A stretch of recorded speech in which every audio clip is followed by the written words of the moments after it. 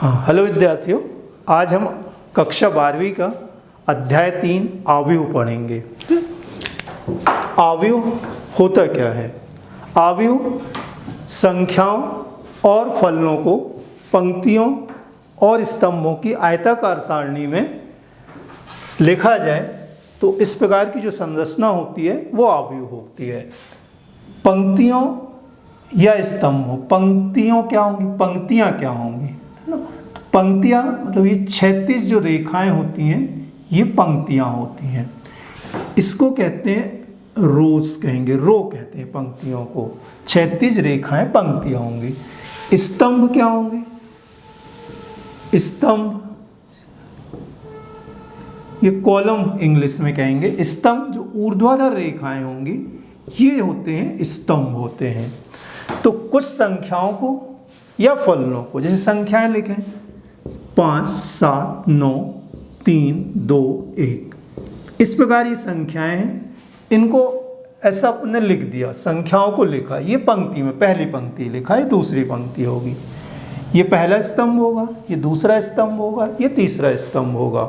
और इसे क्या करते हैं, पंक्तियों स्तंभों में लिख के एक बड़े कोष्ठक में लिख देंगे। तो इस प्रकार का जो लिखा, इस प्रकार की जो संरचना होगी, इस प्रकार से जो लिखा गया, इसको कहते हैं आव्यूह कहते हैं। ठीक है, इसको क्या कहेंगे, आव्यूह कहेंगे। आव्यूह को इंग्लिश के कैपिटल लेटर से दर्शाते हैं। जैसे ए से दर्शा दिया, बी से दर्शा दिया, ये बी से लिख सकते हैं। सी से दर्शा दिया, x, 2x, x square plus 1, 5, 7, 9 plus x, इस तरह से। ठीक है, तो ऐसे लिख दिया। तो ये जो संख्याओं, ये संख्याएं कहलाएंगी। या फिर जैसे ये फलन, ये x के फलन, तो संख्याओं एवं फलनों, संख्याओं या फलनों को पंक्तियों, ये पंक्तियों और स्तंभों के रूप में, पंक्तियों और स्तंभों की आयताकार सारणी के रूप में यदि लिखें तो इस प्रकार की संरचना ये क्या कहलाती है, आव्यूह कहलाएगी। तो ये आव्यूह के उदाहरण हैं। अंदर जो संख्याएं लिखी गई हैं इन्हें आव्यूह के अवयव कहते हैं। क्या कहेंगे, आव्यूह के अवयव कहलाते हैं। आव्यूह के अवयव क्या कहलाएंगे, जिससे आव्यूह बना होगा ये आव्यूह के अवयव होंगे। पंक्तियाँ, जैसे अब यहाँ पर इस आव्यूह में, इसमें जैसे आव्यूह की पंक्तियाँ क्या कहलाएंगी, आव्यूह की पंक्तियाँ। जैसे अभी यहाँ बताया, पहले बताया मैंने आव्यूह की पंक्तियों में, यहाँ पर बताया कि क्षैतिज जो रेखाएं होती हैं वो आव्यूह की पंक्तियाँ होती हैं। जैसे यहाँ एक उदाहरण लेते हैं, ए,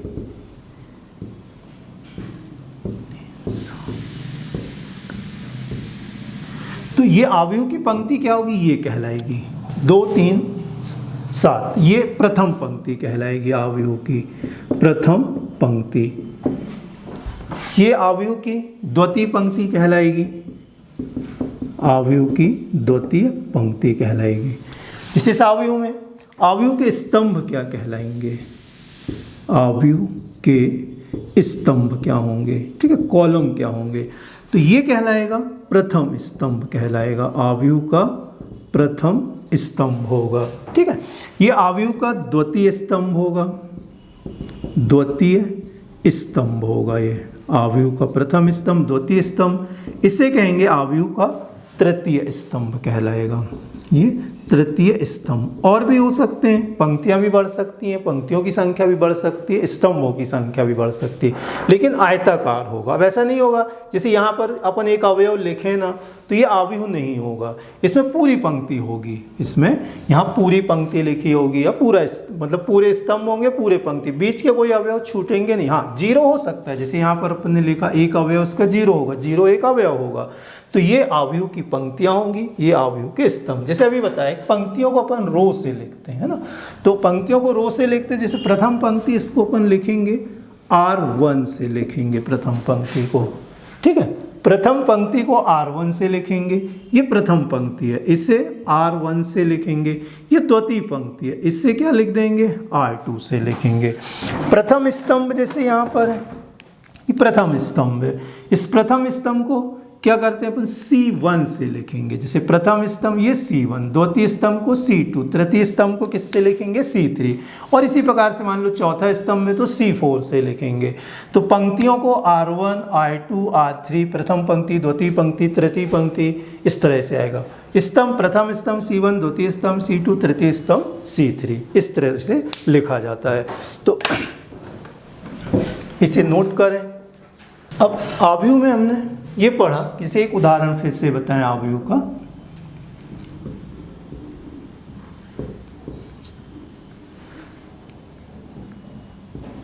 ये एक आव्यूह, तो अभी अपन ने क्या पढ़ दिया, ये एक आव्यूह है, ये आव्यूह के अवयव हैं, ये पंक्ति है, पहली पंक्ति है, ये दूसरी पंक्ति है, ये तीसरी पंक्ति है, मतलब ये प्रथम पंक्ति तो R1, ये दूसरी पंक्ति R2, ये तीसरी पंक्ति R3। इसी प्रकार से प्रथम स्तंभ C1, द्वितीय स्तंभ C2, तृतीय स्तंभ C3। पंक्ति स्तंभ क्या होते हैं ये हमें मालूम होना चाहिए। आव्यूह को व्यापक रूप में, आव्यूह के व्यापक रूप में निरूपण क्या होगा, है ना। आव्यूह को व्यापक रूप में किस तरह से दर्शाया जाएगा, तो आव्यूह को व्यापक रूप में दर्शाने के लिए देखिए कैसे दर्शाएंगे आव्यूह को व्यापक रूप में। पहले ये संज्ञा, जैसे ये ए ये ए लिखा, इसी प्रकार से फिर से लिखते जाएं हम ऐसे।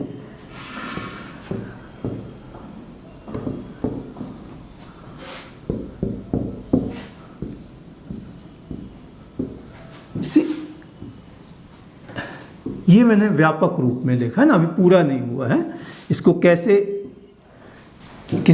दर्शाएंगे, जैसे ये पहली पंक्ति है, प्रथम पंक्ति है, फर्स्ट रो, प्रथम पंक्ति, इसलिए अपन इसको 1 1 1 1 इस तरह से दर्शाएंगे पहली पंक्ति।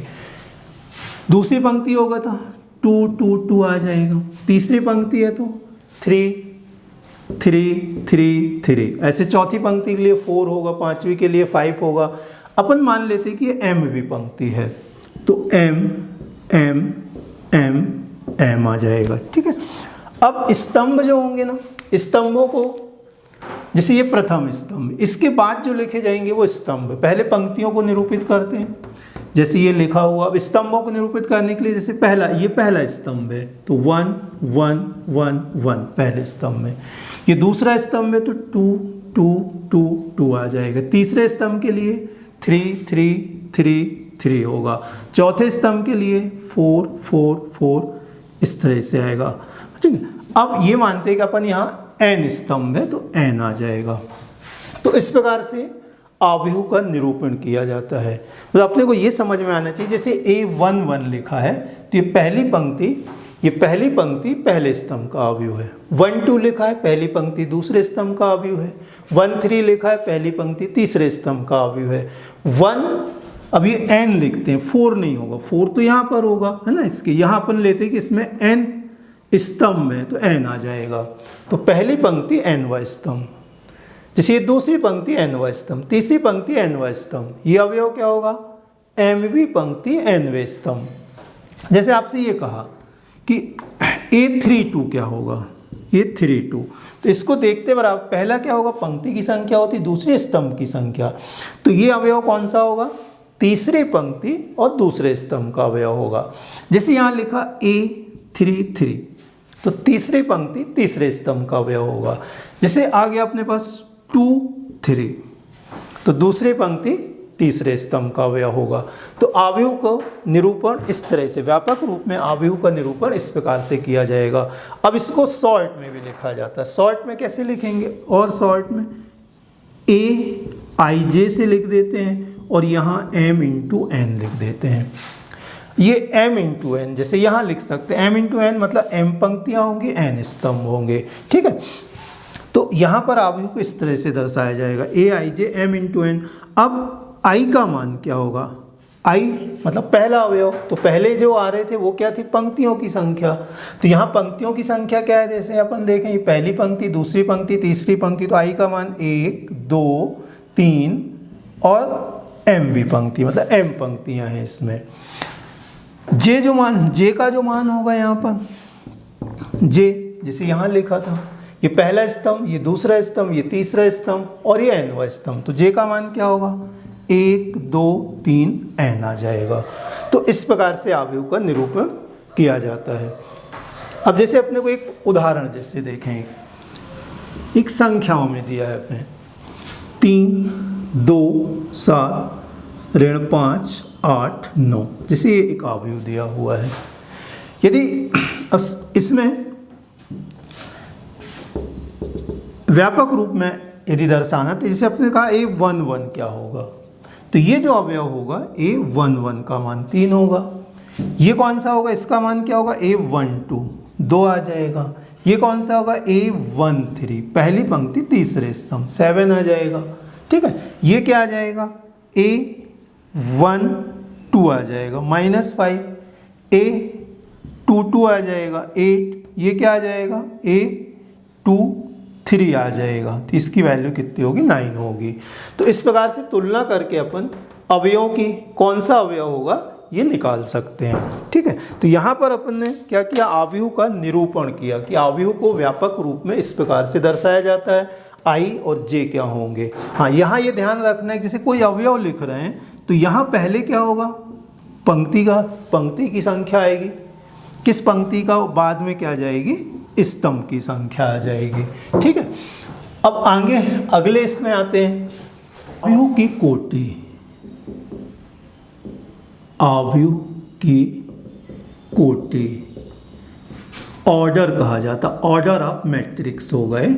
आव्यूह की कोटि क्या होगी, तो पंक्ति की संख्या और स्तंभ की संख्या, ये क्या होती है, आव्यूह की कोटि कहलाती। पंक्ति की संख्या, स्तंभ की संख्या, आव्यूह की कोटि। जैसे देखो ये दिया है 2 3 7 9 8 4, ठीक है, ऐसी संख्या दी है, तो इसकी कोटि क्या होगी 1 2 3। इसमें कितनी 3 पंक्तियां हैं, 3 पंक्तियां हैं इसमें 1 2 3, और स्तंभ कितने 2 स्तंभ, ये पहली पंक्ति दूसरी पंक्ति तीसरी पंक्ति, पहला स्तंभ दूसरा स्तंभ 3। तो इस आव्यूह की जो कोटि होगी वो कितनी आ जाएगी 3 × 2 आ जाएगी। जैसे एक b बराबर जैसे दिया हुआ है 3 7 8 4 2 6 -3 5 7, इस आव्यूह की कोटि क्या होगी, तो इसमें कितनी पंक्तियां हैं, ये 3 पंक्तियां हैं, और स्तंभ कितने हैं 3 स्तंभ हैं, तो 3 × 3 इसकी कोटि हो जाएगी। जैसे यहाँ अभी व्यापक रूप में एक आव्यूह हमने बताया था यहाँ थोड़ी देर पहले, Aij लिखा था, m × n लिखा था, तो इसकी कोटि कितनी होगी इसकी, तो इसकी कोटि कितनी होगी m × n आ जाएगी। ठीक है, अब आगे आ जाते हैं, जैसे कोई आव्यूह दिया है,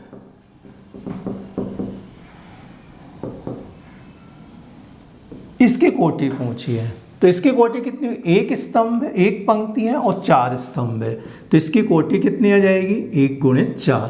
तो अब इसमें आप समझ गए होंगे कोटि क्या होती है। ठीक है, अब एक क्वेश्चन अपन करते हैं जिसमें सारे जितना अभी अपन ने पढ़ेंगे सारी चीजें आ जाएंगे। जिसमें एक प्रश्न है, अपने को a बराबर दिया हुआ है,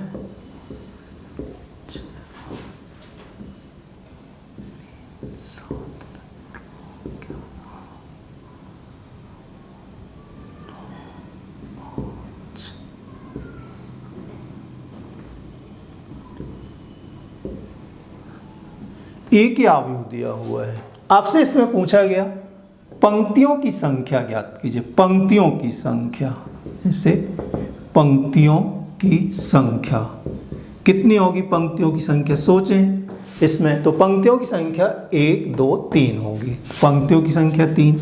स्तंभों की संख्या 1 2 3 4, ये ऊर्ध्वाधर जो होंगे वो स्तंभ होंगे, स्तंभों की संख्या 4।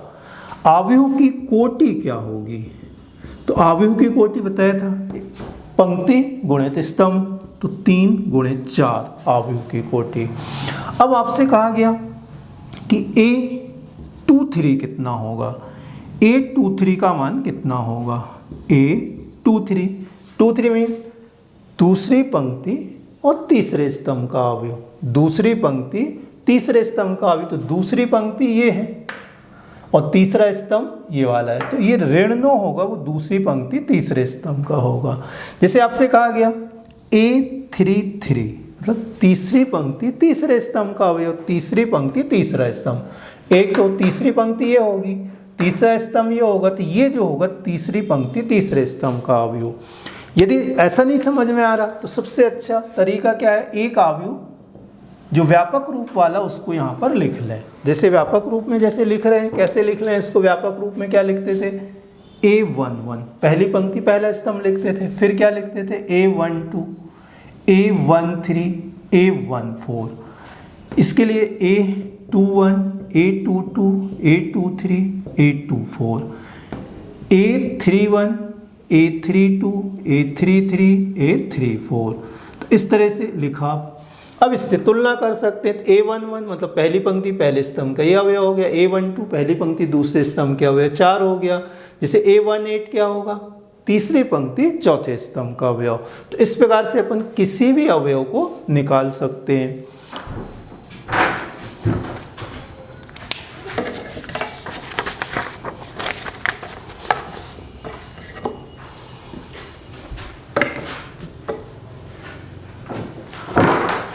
अब आगे आते हैं अवयव के प्रकार।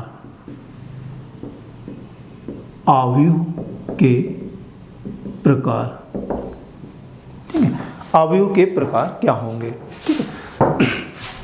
पहला पंक्ति अवयव, नाम से ये पंक्ति अवयव है ना, नाम से ये पंक्ति अवयव मतलब एक ही पंक्ति होगी, एक ऐसा अवयव जिसमें केवल एक पंक्ति होगी। स्तंभ कितने भी हो सकते हैं, जैसे ये भी पंक्ति अवयव होगा, जैसे अब इसमें कितना है, एक पंक्ति है, एक पंक्ति है, कितने स्तंभ है, 5, तो इसकी कोटि 1 गुणित 5। इसको इस प्रकार से यहाँ लिख देते हैं, जैसे ये दिया हुआ है, इसमें भी क्या एक पंक्ति है और कितने स्तंभ में, 3 स्तंभ में, तो 1 गुणित 3 हो जाएगी। इसकी कोटि को इस तरह से भी लिख सकते हैं, और भी हो सकता है माइनस से भी ऐसा लिखा है, तो कितनी है, 2, एक पंक्ति 2 स्तंभ में, तो 1 गुणित 2। पंक्ति अवयव क्या होगा, वह अवयव होगा जिसमें केवल एक पंक्ति होगी। दूसरा है स्तंभ अवयव, स्तंभ अवयव है ना, कॉलम मैट्रिक्स होगा, ये रो मैट्रिक्स होगा। स्तंभ अवयव वह अवयव जिसमें एक ही स्तंभ होगा, जैसे यहाँ पर देखें एग्जाम्पल, एक ही स्तंभ है, ये एक स्तंभ है, तो पंक्तियाँ कितनी है इसमें, 3 है, लेकिन स्तंभ कितना है, एक ही स्तंभ है। और एक एग्जाम्पल ले लें,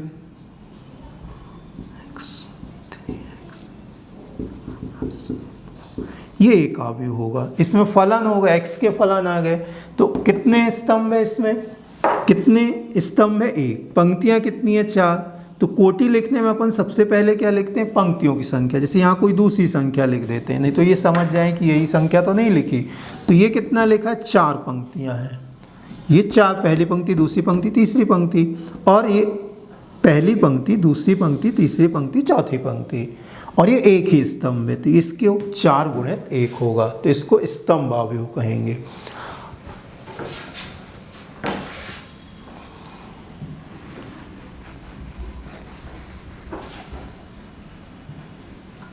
तीसरा प्रकार है आयताकार अवयव, रेक्टेंगुलर मैट्रिक्स, आयताकार अवयव, ठीक है।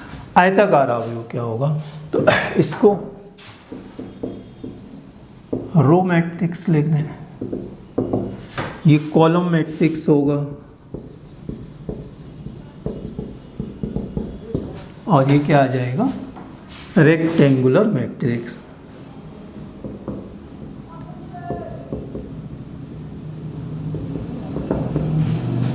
ठीक, ये आयताकार अवयव मतलब आयताकार, रेक्टेंगुलर, आयत की आकृति देखेगी, तो आयत कैसा होता है, ये भी आयत होगा और ये भी आयत होगा, ठीक है। ये भी आयत होगा, ये भी आयत होगा। इसमें कैसा लग रहा, जैसे ये ऐसा दिया हुआ है इस तरह से, और मान लो ये ऐसे दिया हुआ है या ऐसे दिया हुआ है इससे, तो इसमें क्या लग रहा है अपने को, पंक्तियां कम दिख रही हैं, स्तंभ ज़्यादा दिख रहे हैं। इसमें पंक्तियां ज़्यादा दिख रही हैं, स्तंभ कम दिख रहे हैं। तो इसे इसका ये भी दो तरह से होता है। ये क्षैतिज आवयव होगा, क्षैतिज आवयव, ठीक है, और ये होगा ऊर्ध्वाधर आवयव। इसके दो प्रकार होते हैं। ये क्षैतिज आवयव होगा, ऊर्ध्वाधर आवयव होगा। क्षैतिज आवयव, एक एग्जाम्पल, पहले एग्जाम्पल लिख देते इसका, जल्दी समझ में आ जाएगा।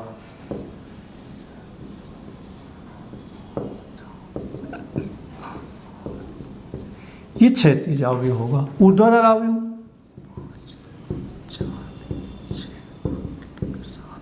इस प्रकार से। तो ये क्षैतिज आवयव होगा, ये ऊर्ध्वाधर आवयव। क्षैतिज मतलब अपने को ऐसे क्षैतिज में देख, ऊर्ध्वाधर मतलब ये ऊर्ध्वाधर रूप में देखेगा।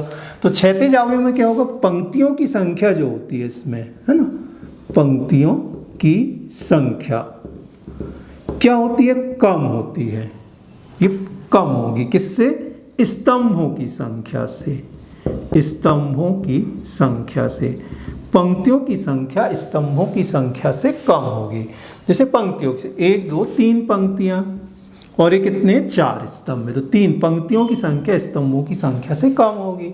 इसमें उल्टा होगा, पंक्तियों की संख्या, पंक्तियों की संख्या क्या होगी, अधिक होगी। पंक्तियों की संख्या अधिक होगी किससे, स्तंभों की संख्या से। पंक्तियों की संख्या स्तंभों की संख्या से अधिक होगी, ठीक है। पंक्तियों की संख्या स्तंभों की संख्या से अधिक होगी। तो जैसे इसमें कितनी पंक्तियां हैं, 4 पंक्तियां हैं। स्तंभ कितने, इसमें 2 स्तंभ हैं। तो इस प्रकार से आयताकार आवयव 2 प्रकार का होता है, क्षैतिज आवयव और ऊर्ध्वाधर आवयव। जैसे यहाँ पर इनकी अपन कोटि लिखना चाहें इधर में, तो कितना है, 3 पंक्तियां हैं, है ना, और 4 स्तंभ है, तो 3 × 4 आ जाएगा। इसमें क्या होगा, 4 पंक्तियां हैं और कितने 2 स्तंभ हैं, तो 4 × 2 आ जाएगा। तो अपन इस तरह से समझ सकते हैं इसको, ठीक है। अगला एग्जाम्पल है इसका, वर्ग आवयव आएगा अगले एग्जाम्पल में। अगला प्रकार वर्ग आवयव, नंबर 4, स्क्वायर मैट्रिक्स कहते हैं इसको। वर्ग आवयव ना, स्क्वायर, वर्ग क्या होता है, आमने सामने की भुजाएं ये बराबर होती हैं। तो वर्ग आवयव एक ऐसा आवयव होता है जिसमें पंक्तियों की संख्या स्तंभों की संख्या के क्या होती है, बराबर होती है।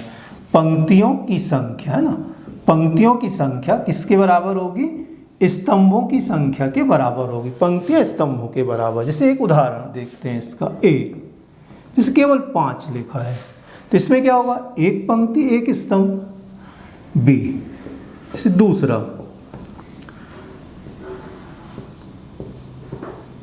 इसमें क्या होगा, 2 पंक्ति 2 स्तंभ, 2 पंक्तियां हैं और 2 स्तंभ हैं। एक और एग्जाम्पल लेते हैं,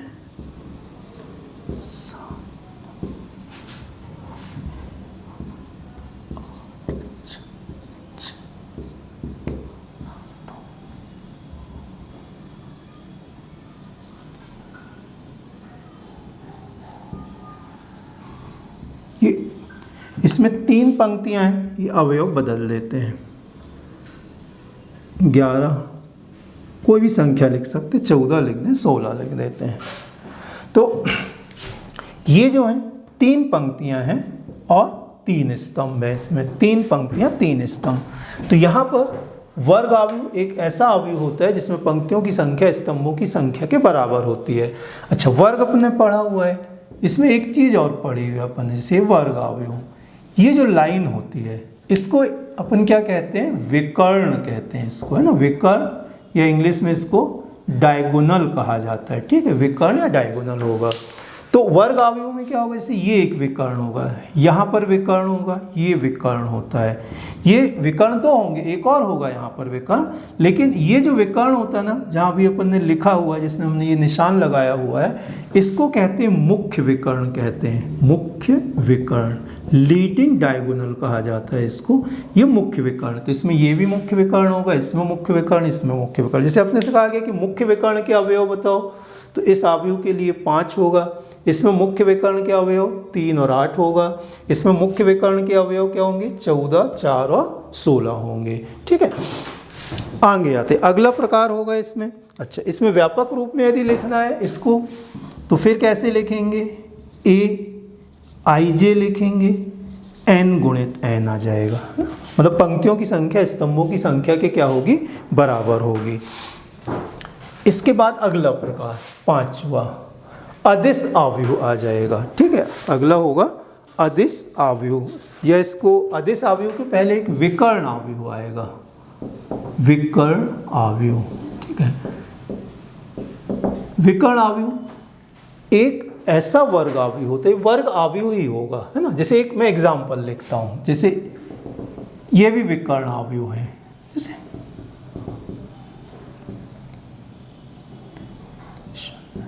ये एक विकर्ण आव्यूह होगा। फिर इसको देख के अपन परिभाषा लिखेंगे,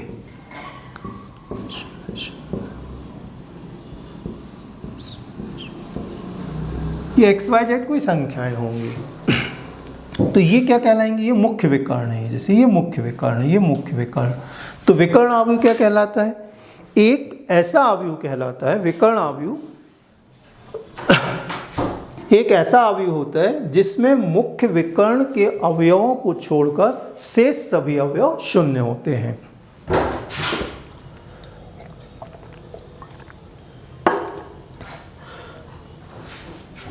एक ऐसा वर्ग आव्यूह जिसमें मुख्य विकर्ण के अवयवों को छोड़कर, ये मुख्य विकर्ण के अवयवों को छोड़कर शेष सभी अवयव शून्य होते हैं, विकर्ण आव्यूह कहलाता है। शॉर्ट में इसको लिखा जाता है, जैसे ए, इसमें लिखा DIG, DIG में डायगोनल आ जाएगा। इसको शॉर्ट में कैसे, इस तरह से भी लिखा जाएगा, DIG लिखेंगे, यहाँ कितना लिखेंगे 3 - 5, इसको A DIG लिखेंगे और फिर कितना आएगा XYZ। एक तरीका इसको लिखने का इस प्रकार से भी होगा। ठीक है, जैसे इसको अपन यहाँ लिख दें, C बराबर, ये A नहीं, ये B था, इसको C को DIG और कैसे लिख देंगे XYZ। तो इस तरह से भी लिखा जाता है इसको। ठीक है,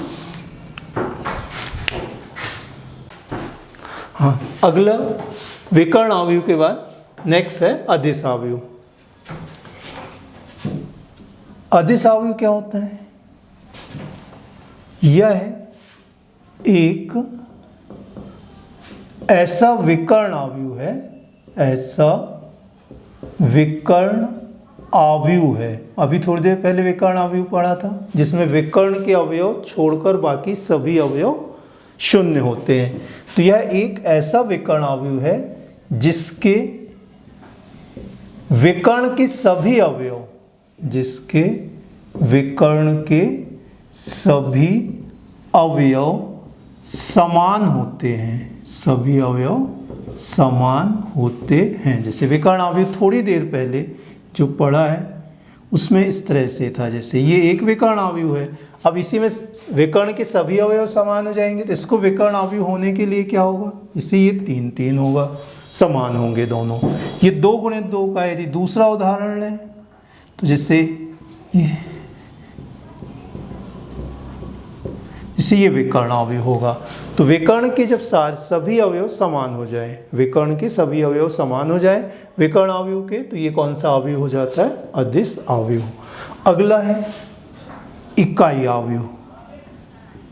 इकाई आव्यूह या इसी को कहते हैं तत्समक आव्यूह भी कहा जाता है, या यूनिट मैट्रिक्स होगा। ठीक है, यूनिट मैट्रिक्स या इसको आइडेंटिटी मैट्रिक्स कहते हैं, आइडेंटिटी मैट्रिक्स।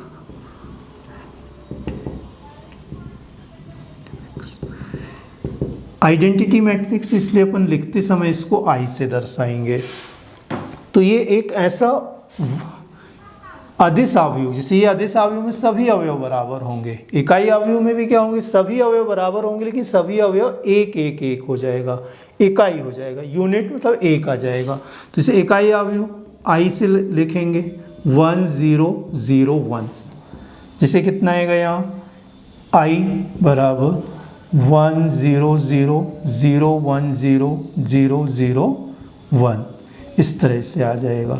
ये एकांक का अवयव है। जैसे इसको लिखना होगा तो कैसा लिखेंगे, इसकी परिभाषा, वह वर्ग अवयव जिसके विकर्ण के सभी अवयव एक होते हैं तथा शेष अवयव शून्य होते हैं, इकाई अवयव कहलाता है। जनरली अपन जब लिखेंगे, क्वेश्चन करेंगे, तो ये जो होता है द्वितीय कोटि का अवयव होता है, ये है ना, ये द्वितीय कोटि का अवयव है। तो इसको कई बार अपन क्या लिखेंगे, I2 लिखेंगे। I2 लिखा है मतलब आप समझ जाना कि ये क्या है, 2 गुणित 2 वाला है। जैसे यहाँ पर यदि I3, इसको I3 से लिखते हैं, तो I3 लिखा मीन्स क्या होगा, 3 गुणित 3 कोटि का वर्ग अवयव होगा। ठीक है, अगला इसके बाद आता है सेकंड, शून्य अवयव,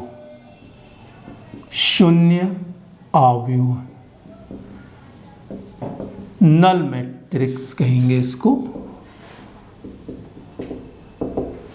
जैसे नाम से शून्य अवयव, इसको ओ से दर्शाते हैं, वह अवयव जिसके सभी अवयव शून्य होते हैं। जैसे ये वह अवयव जिसके सभी अवयव शून्य होते हैं। ये वर्ग अवयव भी हो सकता है और नहीं भी हो सकता है, कितने भी कोटि, कितने भी स्तंभ हो, कितने भी पंक्तियां, कितने भी स्तंभ हो सकते हैं। तो ये शून्य अवयव होगा। अगला अवयवों की समानता, अवयवों की समानता, ठीक है, इक्वलिटी ऑफ मैट्राइसेस होगा ये, अवयवों की समानता। दो अवयव जो होंगे, दो अवयव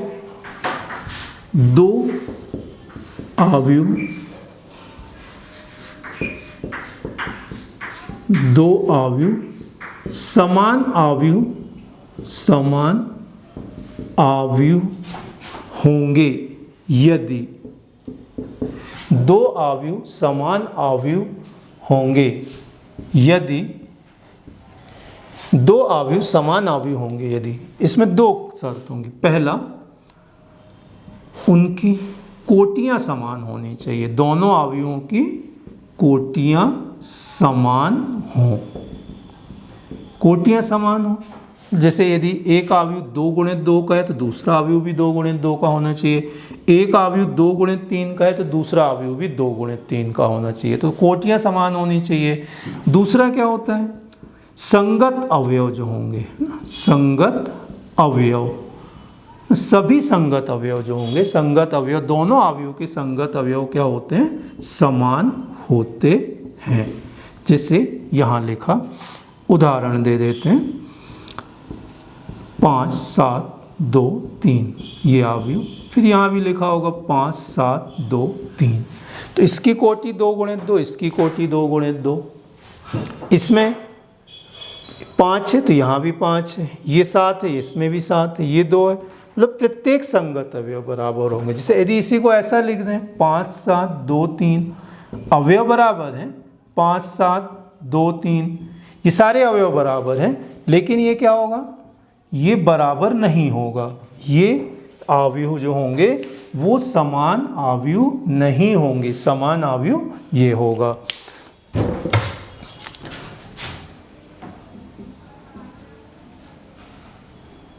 प्रश्न 1, कोई अवयव दिया हुआ है a 2 3 4 -7 8 9, इसमें ज्ञात करो।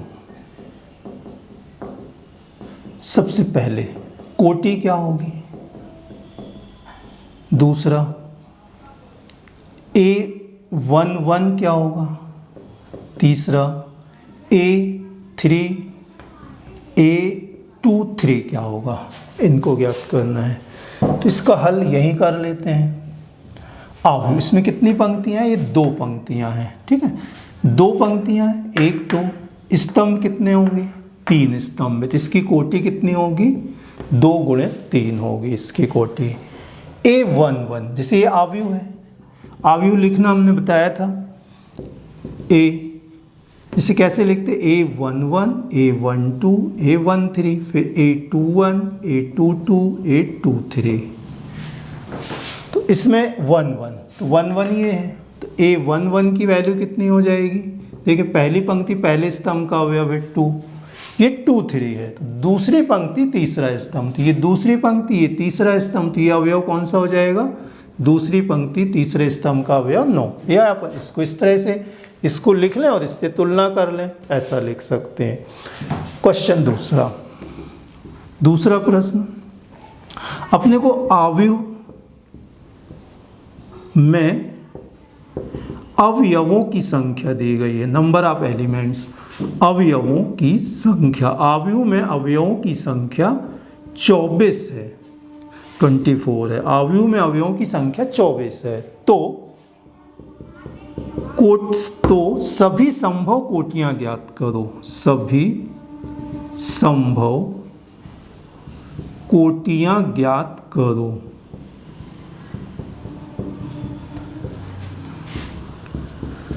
सभी संभव, नंबर ऑफ एलिमेंट्स 24 है, तो पॉसिबल ऑर्डर्स अपने को फाइंड करना है, तो सभी संभव अवयवों की संख्या 24 है, सभी संभव कोटियां ज्ञात करनी है। तो इसके लिए पहला जैसे हल 24 से इसको अपन क्या लिखेंगे, 1 गुणित 24 भी हो सकता है, 2 गुणित 12 हो सकता है, 3 गुणित कितना होगा, 8 होगा, 4 गुणित 6 होगा, 5 का जाएगा नहीं, फिर ये क्या होगा, उल्टा हो जाएगा। तो सभी संभव कोटियां क्या होंगी, इससे अपन सभी संभव कोटियां निकाल सकते हैं इससे। तो 1 गुणित 24 मीन्स क्या होगा, एक पंक्ति 24 स्तंभ, उल्टा भी हो सकता है, 24 पंक्ति 1 स्तंभ, 2 पंक्ति 12 स्तंभ या 12 पंक्ति 2 स्तंभ, 3 पंक्ति 8 स्तंभ या 8 पंक्ति 3 स्तंभ, और 4 पंक्ति 6 स्तंभ तो 6 पंक्ति 4 स्तंभ। तो इसके गुणनखंड बना लेंगे, जितने संभव गुणनखंड वो निकाल लिए और फिर इनको क्या करेंगे, उल्टा कर लिया अपन ने। तो यदि आव्यूह में अवयव की संख्या 24 है तो ये सभी संभव कोटियां कितना, 1 2 3 4, ये 8 संभव कोटियां होंगी। जैसे इसी में कोई तीसरा प्रश्न, सभी संभव कोटियां निकालनी है आपको।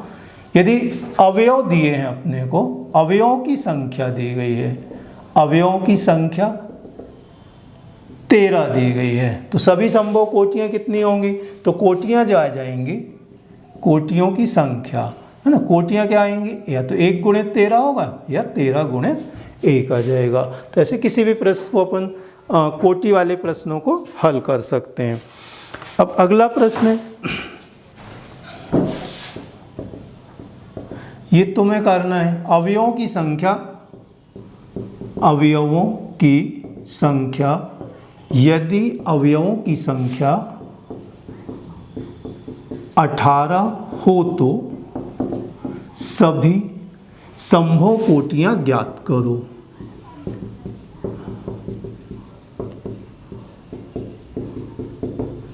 इस प्रश्न को आपको स्वयं हल करना है। अगला प्रश्न, आव्यूह 2 गुणित 2 की रचना कीजिए या ज्ञात कीजिए, की रचना कीजिए जिसका व्यापक अवयव, जिसका व्यापक अवयव Aij बराबर I प्लस j का वर्ग बटे 2 दिया है। 2 गुणित 2 आव्यूह की रचना करनी है जिसका व्यापक अवयव ये दिया हुआ है। तो 2 गुणित 2 का आव्यूह जो होगा, 2 गुणित 2 के आव्यूह को कैसे लिखते हैं, तो A लिखेंगे A11 A12 A21 A22, तो इस तरह से लिखेंगे। 2 गुणित 2 का है, जैसे इसकी जो कोटि है वो 2 गुणित 2, तो इसको ज़्यादा अच्छे समझने के लिए हम इसको ऐसा लिख देते 1 1 2 2। तो यहाँ पर अपने को ये 4 मान निकालने हैं, इसके द्वारा 4 मान निकालने हैं अपने को, A11 A12 A21 A22, ये 4 मान निकालने हैं अपने को। तो A11 का मान निकालना, सबसे पहले Aij बराबर इसको लिख देंगे I plus J upon I plus J का वर्ग बटे 2, ये लिखा। ये जो दिया हुआ है इसको यहाँ पर लिखा। अब पहले A11 का मान निकालते हैं। A11 का मान मतलब I की जगह 1 लिखना है, J की जगह 1 लिखना है और हल कर लेना है। तो I की जगह 1 लिखा, J की जगह 1 लिखा, इसका वर्ग बटे 2, ये 2 का वर्ग बटे 2, 4 बटे 2 कितना आ गया? 2 आ गया। मतलब A11 का मान 2 आ गया। अब A12 का मान निकालना है। A12 का मान निकालना है, A12 का मान। तो A12 के मान के लिए A की जगह 1 रखेंगे, I की जगह 1 रखा और J की जगह 2 रख देंगे, वर्ग बटे 2 आ जाएगा। मतलब इसमें I और J के मान रखना है, देखकर हल कर लें। 2 और 1 3, 3 का वर्ग बटे 2, 9 बटे 2 आ जाएगा। A13 लिखते हैं। A13 को इस तरफ लिख देते हैं, इसको नोट कर लिया होगा।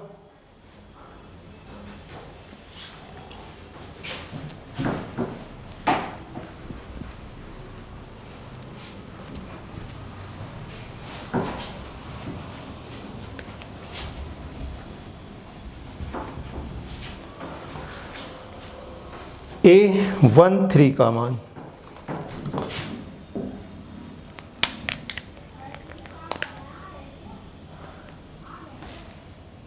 A13 नहीं, A21 का मान होगा। A21 का मान निकालना है 2 1। तो A21 के मान के लिए फिर से इसमें I की जगह कितना रखना है? 2 और J की जगह 1, तो ये 2 रखा, फिर यहाँ पर 1 रखेंगे, इसका वर्ग कर दें बटे 2, फिर कितना आएगा? 9 9 3, 2 और 1 3 का वर्ग, 9 बटे 2। A22 इस मान को निकालना है, A22 का मान निकालना है। तो I जहाँ लिखा है वहाँ 2 लिखेंगे, J की जगह 2 लिखेंगे, इसका वर्ग करेंगे, 2 2 4 का वर्ग 16 बटे 2, कितना हो गया? 8। तो ये मान निकाल लिया। अब अपने को आव्यूह का मान निकालना, A11 A12 A21 A22, इसमें मान रख दें। A11 का मान कितना आ जाएगा? A11 का मान 2 निकाला है। A12 का मान कितना? 9 बटे 2। A21 का मान कितना होगा? ये भी 9 बटे 2। और A22 का मान कितना हो गया? 8। तो ये आव्यूह A का मान होगा।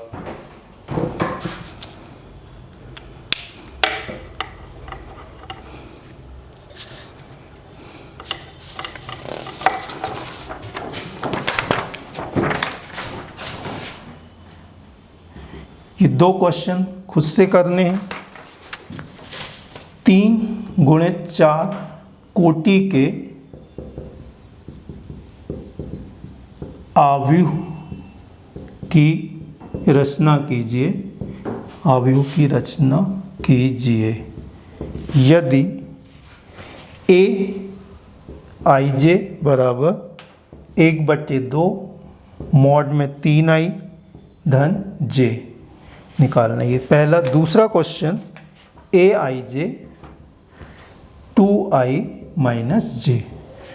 इन 2 क्वेश्चनों को आपको सॉल्व कर लेना है।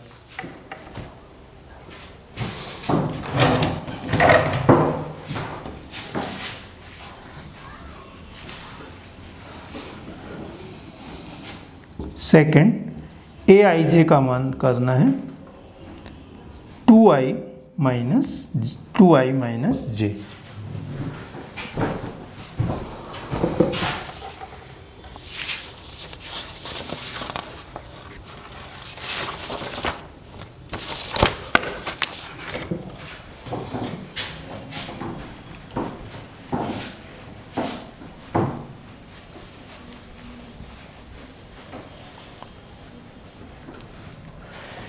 इस क्वेश्चन के लिए एक हिंट दे सकते हैं, जैसे 3 और 4 का अवयव है तो 3 पंक्तियां होंगी, 4 स्तंभ होंगे, तो A11, A12, A13, A14 इस तरह से होगा।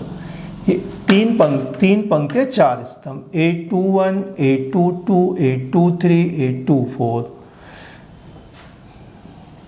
A31, A32, A33, A34 इस तरह से। तो 3 गुणे 4 कोटि का जो अवयव होगा इस प्रकार से होगा, 3 गुणे 4। इसमें सभी मान जैसे अभी निकाले थे वैसे निकाल के इसमें रख लें। ठीक है, अगला क्वेश्चन करते हैं, इसको नोट। अगला प्रश्न है प्रश्न 7।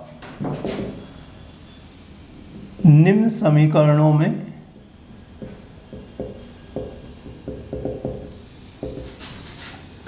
एक्स वाई जेड के मान ज्ञात करो। एक्स वाई जेड के मान ज्ञात करो। ये होगा question. 4, 3, x 5, y z 1 5, y z 1 5। थोड़ी देर पहले बताया था हमने, इसमें इन प्रश्नों को हल करने के लिए ये दोनों बराबर का निशान लगा कि ये कौन से अवयव होंगे, समान अवयव होंगे। समान अवयव के लिए क्या बताया, दोनों की कोटियां समान होती हैं, ये 2 गुणे 2 का है, 2 गुणे 2 का है, और संगत अवयव क्या होंगे, समान होंगे। संगत अवयव समान होना मतलब ये इसके बराबर हो जाएगा, तो y का मान कितना हो जाएगा, 4 हो जाएगा। जैसे यहाँ पर x है, यहाँ पर कितना है, 1 है, तो x का मान कितना होगा, 1 है, और 5 5 के बराबर होगा, ये 3 है, ये z है, तो z का मान कितना होगा, 3 होगा। तो इस प्रकार से x y z के मान निकाल लेंगे। इसी में दूसरा प्रश्न है अगला। नेक्स्ट क्वेश्चन 8 ले लेते हैं। x plus y 5 plus z 2xy equal to 6 2 5 8 इस तरह से दिया हुआ है। इसमें भी x y z के मान निकालना है। क्वेश्चन में तुलना कर दें, है ना, इन दोनों समान अवयव तुलना कर दें, तो हल में इनकी तुलना कर दें। तुलना करने पर ये होगा, जैसे x प्लस वाई किसके बराबर होगा, 6 के, तो x प्लस वाई 6 के होगा। एक्स वाई किसके बराबर होगा, 8 के, और 5 प्लस जेड किसके बराबर होगा, 5 के। तो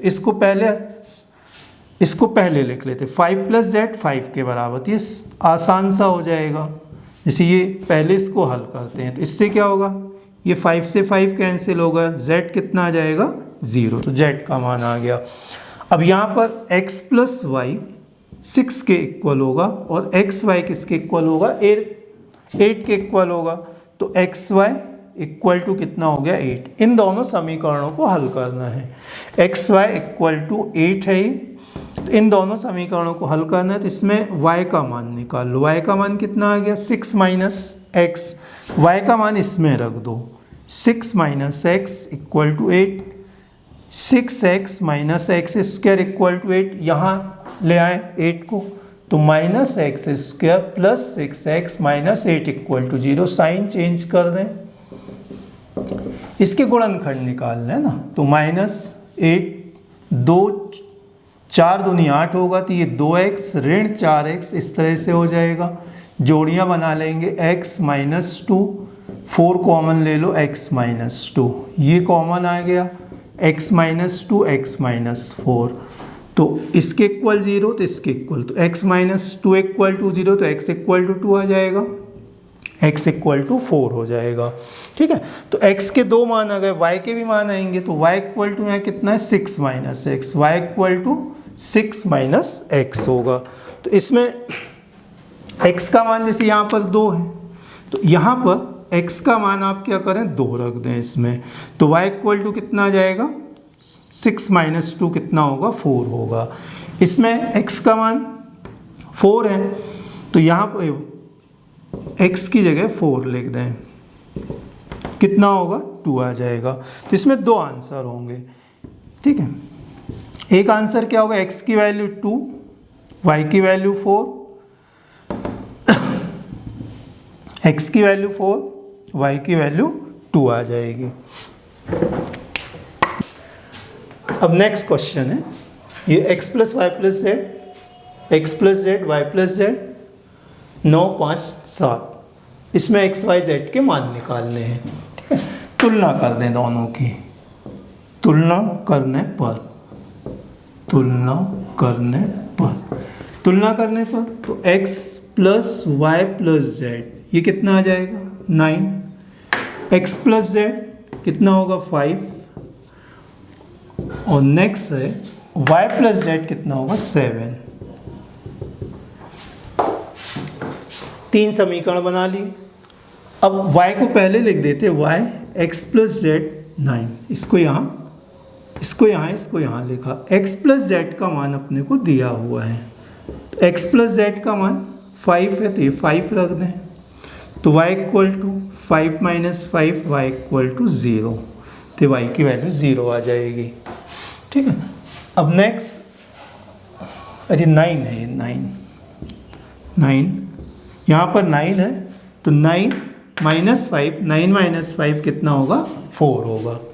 अब x प्लस जेड, y की वैल्यू कितनी होगी 4, y की वैल्यू इसमें 4 रख दें, तो z equal to 7 minus 4, z equal to 3 आ जाएगा।